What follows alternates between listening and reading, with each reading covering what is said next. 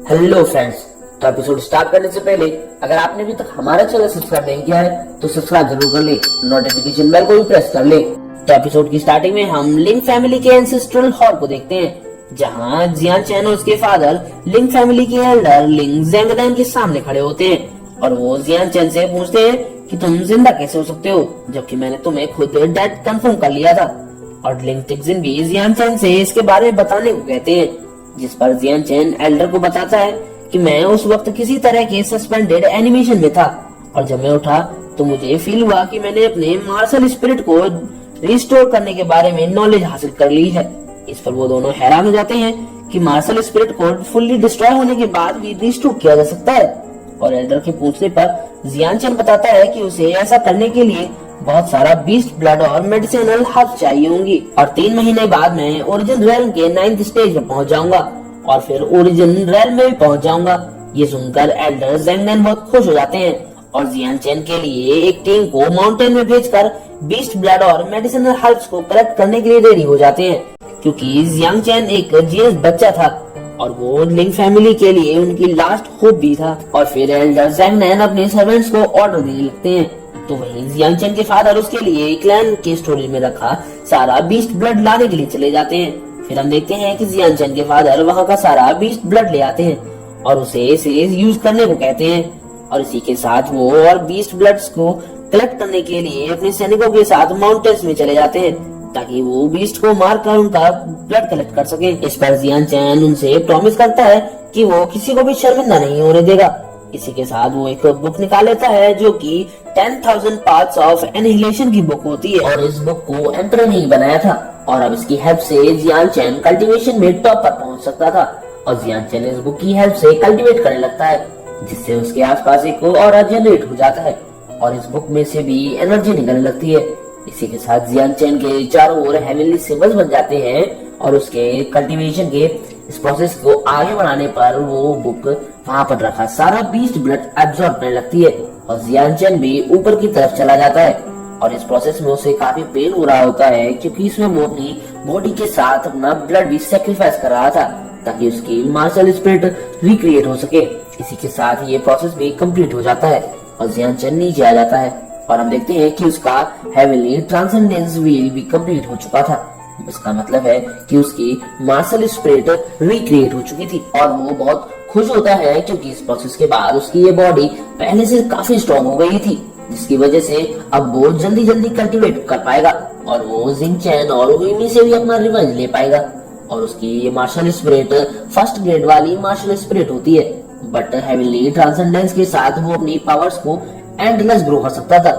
फिर वो beast blood की तरफ देखकर सोचता है कि जितना ज्यादा बीस्ट ब्लड उसके पास होगा उतना ही ज्यादा वो कल्टीवेट करके अपने कल्टीवेशन बेस को इम्प्रूव कर पाएगा। इसी के साथ वो फिर से कल्टीवेट करने के लिए बैठ जाता है और कल्टीवेट करने लगता है। इसी तरह कल्टीवेट करते हुए उसे 5 दिन बीत जाते हैं और फिर 13 दिन बीत जाते हैं और उसके फादर लगातार उसके लिए बीस्ट ब्लड और मेडिसिनल हर्ब्स लाते ही रहते हैं। ऐसे ही कल्टीवेट करते हुए उसे 25 दिन बीत जाते हैं और फिर 25 दिन बाद फिर जब वो अपनी आंखें खोलता है तो हम देखते हैं कि वो ओरिजिन रैंक के 7th लेवल को भी ब्रेक थ्रू कर चुका था और उसका हेवनली ट्रांसेंडेंस व्हील भी अपग्रेड होकर 2nd रैंक पर पहुंच जाता है। इसका मतलब कि अब वो आसानी से 3 महीने में ओरिजिन रैंक तक पहुंच सकता था, जिसके बाद वो टियान लोंग को मारकर जियान चैन का रिवेंज ले सकता था। तभी हम देखते हैं कि वहाँ पर एक आदमी भागते हुए आता है और जियान चैन को बैड न्यूज देते हुए बताता है कि हंटिंग टीम के साथ कुछ बुरा हुआ है और उसे अपने साथ चलकर देखने को कहता है। हंटिंग टीम का सुनकर जियान चैन परेशान हो जाता है क्योंकि उसमें उसके फादर टिक्जिन भी मौजूद थे। नेक्स्ट सीन में हमें एंसेस्ट्रल हॉल का दिखाया जाता है जहां हंटिंग टीम के कुछ मेंबर्स की डेड बॉडीज पड़ी होती हैं और वहां चीफ एल्डर बाकी के लोगों के साथ खड़े होते हैं और चीफ एल्डर उस किलर से रिवेंज लेने की बात कर रहे होते हैं जिसने लोगों को मारा था, बट उनमें से किसी को भी नहीं पता होता है कि अटैकर कौन था। जिस पर चीफ एल्डर बताते हैं कि ये काम जरूर चैन फैमिली का ही होगा क्योंकि उन्हें टियानलोंग की गैंग का सपोर्ट है, इसलिए हम उनसे इजीली फाइट नहीं कर सकते हैं। और वो एक रेस्क्यू टीम को माउंटेन से भेजकर लिंग टिक्जिन को रेस्क्यू करने का प्लान बनाते हैं। उसी टाइम वहाँ पर जियान चैन भी आ जाता है और अपने फादर के बारे में पूछता है। इस पर चीफ एल्डर उसके अंकल टाइसन को से इसके बारे में बताने को कहते हैं, जिस पर अंकल बताते हैं कि जब हम लोग बीस्ट ब्लड को कलेक्ट कर रहे थे तभी हमें 100 से ज्यादा लोगों ने घेर लिया जिन्हें चैंग फैमिली ने भेजा था और तुम्हारे फादर ने खुद वहाँ रुककर हम सभी को वहाँ से निकाल दिया, बट अब हम नहीं जानते हैं कि वो कहाँ पर है। अपने फादर के मिसिंग होने की बात सुनकर जियान चैन को बहुत गुस्सा आता है और वो कमर कसते हुए कहता है कि अगर मेरे फादर को कुछ भी हुआ तो मैं चैन फैमिली को पूरी तरह से डिस्ट्रॉय कर दूंगा। उसके इतने गुस्से को देखकर वहाँ पर खड़े सभी लोग उसे शांत करने लगते हैं और जियान चैन को उसके फादर की चिंता न करने के लिए कहते हैं, क्योंकि उनके पास खुद का हेवनली स्टेट होता है और वो काफी पावरफुल भी होते हैं और उन लोगों को बिलीव होता है कि टिक्सन सेफली वापस आ जाएंगे। इस पर जियान चैन थोड़ा शांत हो जाता है और फिर चीफ एल्डर से कहता है कि मैं अपने अंकल के साथ अपने फादर को ढूंढने के लिए जाना चाहता हूँ। इस पर वो उसे उस माउंटेन में जाने के लिए साफ मना कर देती है, क्योंकि माउंटेन्स ऑफ केओस के मॉन्स्टर्स बहुत स्ट्रॉन्ग होते हैं और उस माउंटेन में एंटर करने के लिए उसका ओरिजिन रेलम के 5th लेवल का होना जरूरी था। ये सुनकर जियान चैन कहता है कि अगर ऐसा है तो शायद ये इसमें कुछ हेल्प कर सके। ये कहते हुए वो अपनी पावर्स एक्टिवेट कर लेता है और अपना ऑरा रिलीज करता है। उसके ऑरे को देखकर चीफ एल्डर को भी पता चल जाता है कि जियान चैन अब ओरिजिन रेलम के 7th लेवल पर पहुंच चुका है और ये देखकर वहाँ पर खड़े सभी लोग भी हैरान रह जाते हैं कि जियान चैन एक महीने में ही डिस्ट्रॉय मार्शल स्पिरिट से ओरिजिन रेलम के 7th लेवल पर पहुंच चुका था। और जियान चैन चीफ एल्डर की तरफ आगे बढ़कर उनसे रिक्वेस्ट करता है कि वो उसे उसके फादर को ढूंढने के लिए जाने दें। तो उसकी पावर को देखकर चीफ एल्डर इसके लिए राजी हो जाते हैं, बट वो जियान चैन को स्ट्रिक्टली उसके अंकल के प्लान्स को फॉलो करने को कहते हैं। फिर वो अंकल को रेस्क्यू टीम ले जाकर जल्द से जल्द टिक्सन को ढूंढने को कहते हैं और फालतू के रिस्क को लेने से मना करते हैं, जिस पर वो उन्हें ग्रीट करते हुए वहां से चले जाते हैं। नेक्स्ट सीन में हमें माउंटेन्स ऑफ केओस को दिखाया जाता है, जहां वो लोग टिक्सन को सर्च कर रहे होते हैं। तभी अंकल जियान चैन को उसके साथ रहने को कहते हैं, क्योंकि इस माउंटेन में कई सारे डेंजरस मॉन्स्टर के साथ साथ डेंजर जोन भी होते हैं। तभी जियान चैन को कुछ फील होता है और वो अपने अंकल को भी रुकने को कहता है, क्योंकि आगे 100 मीटर पर उन पर एम्बुश होने वाला था।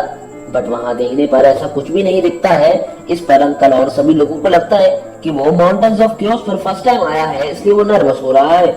इन लोगों को लापरवाह होता देख जियान चैन हवा में जंप मारते हुए सामने की तरफ कुछ नाइफ्स को फेंकता है और उन छिपे हुए लोगों को बाहर आने के लिए कहता है। फिर हम देखते हैं कि वो लोग उसके नाइफ्स को इजीली रोक लेते हैं और वो बाहर आ जाते हैं और कहते हैं कि भले ही तुमने हमें ढूंढ लिया हो, बट तुम लोग आज मरने वाले हो। और इन लोगों को वहां देखकर ये सभी लोग शॉक हो जाते हैं कि ये लोग वाकई में इनका ही वेट कर रहे थे। और फिर एक आदमी बताता है कि इनके हेड का नाम चैंग ज़ेन है और ये चैंग फैमिली के टॉप 10 स्ट्रॉन्ग मास्टर्स में से एक है और ये पहले भी लिंग फैमिली के लोगों को मार चुका है। इतने सारे एनिमीज को देखकर अंकल जियान चैन से ओपनिंग देखकर वहां से वापस भागने के लिए कहते हैं, बट जियान चैन अपनी स्वॉर्ड को निकाल लेता है और अपने अंकल के रोकने के बावजूद भी वो चैंग ज़ेन पर अटैक कर देता है। बट इसके इस अटैक को उसका एक साथी अपनी स्वॉर्ड से ब्लॉक कर लेता है, जिसका नाम चैंग ज़ुओ होता है। और वो जियान चैन से कहता है कि मैं तुम्हें सिस्टर रॉकजू की इंसल्ट करने के लिए जान से मार दूंगा।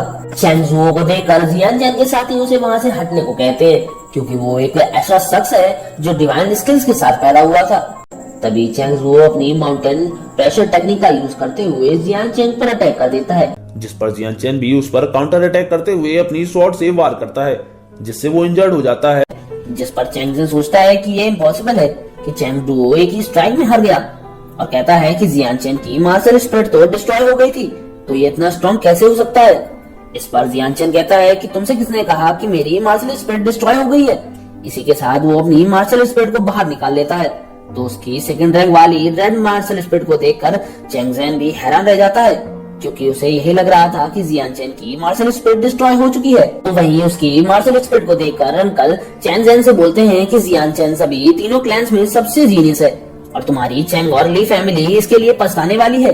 तो वहीं हम चैंग ज़ेन को देखते हैं जो सोच रहा होता है कि अगर उसने जियान चैन को छोड़ दिया तो वो फ्यूचर में हमारे क्लैंस के लिए प्रॉब्लम क्रिएट कर सकता है और वो अपने सैनिकों के साथ जियान चैन पर अटैक कर देता है, जिस पर अंकल टाइशन अपने सैनिकों से जियान चैन को प्रोटेक्ट करने को कहते हैं और वहाँ पर फाइट स्टार्ट हो जाती है।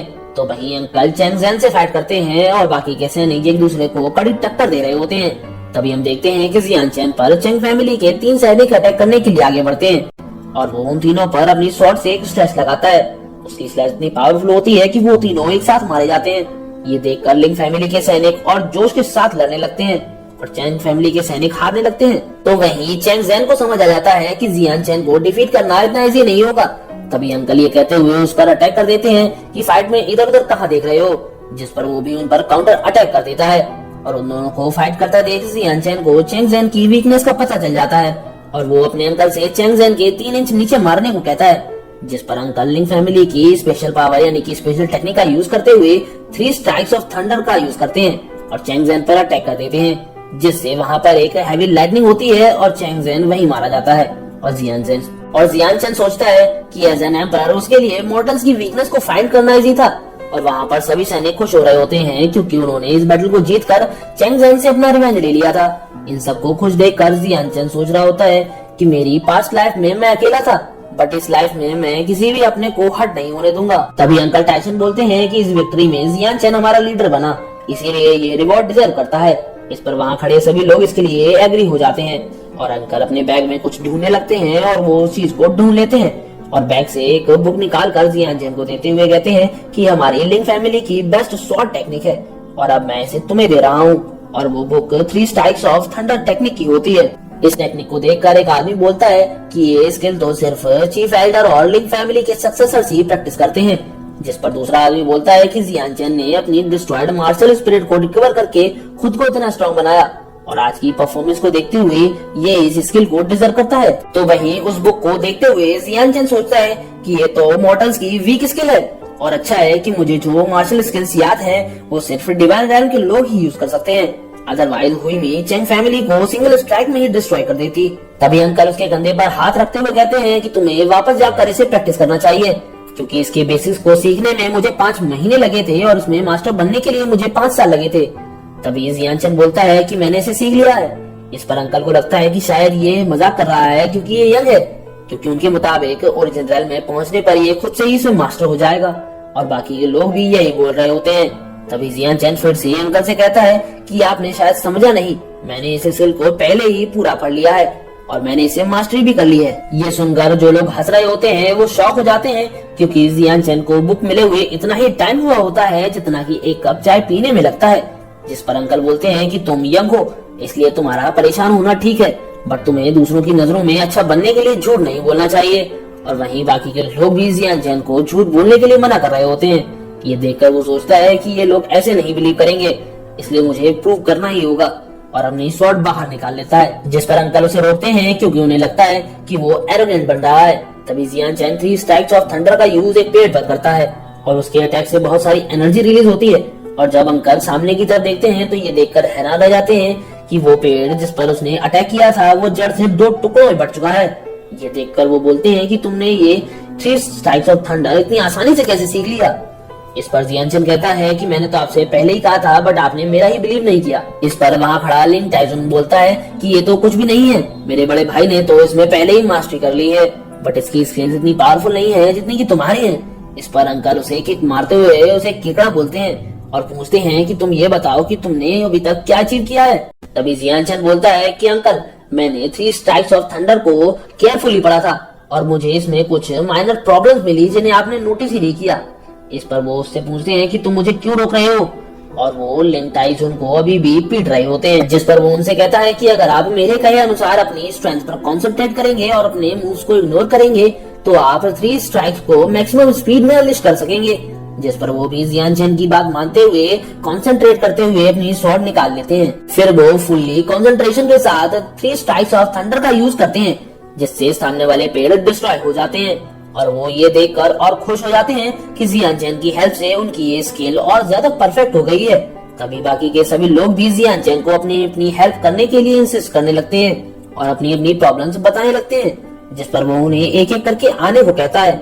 फिर वो अपने अंकल से बोलता है कि आप एक पावरफुल स्वॉर्ड का यूज करते हैं और आप दूसरों की मार्शल स्किल्स कॉपी करने का ट्राई करते हैं। ये तो वैसा ही हो गया कि आप कार्ड को घोड़े के आगे रखने का ट्राई कर रहे हैं। जिस पर अंकल पूछते हैं कि मुझे क्या करना चाहिए। इस पर जियान चेन उनकी प्रॉब्लम सॉल्व करने लगता है और इसी तरह हमारा आज का ये एपिसोड यहीं खत्म होता है। वीडियो पसंद आई हो तो लाइक शेयर और कमेंट करना ना भूलें। Thanks for watching.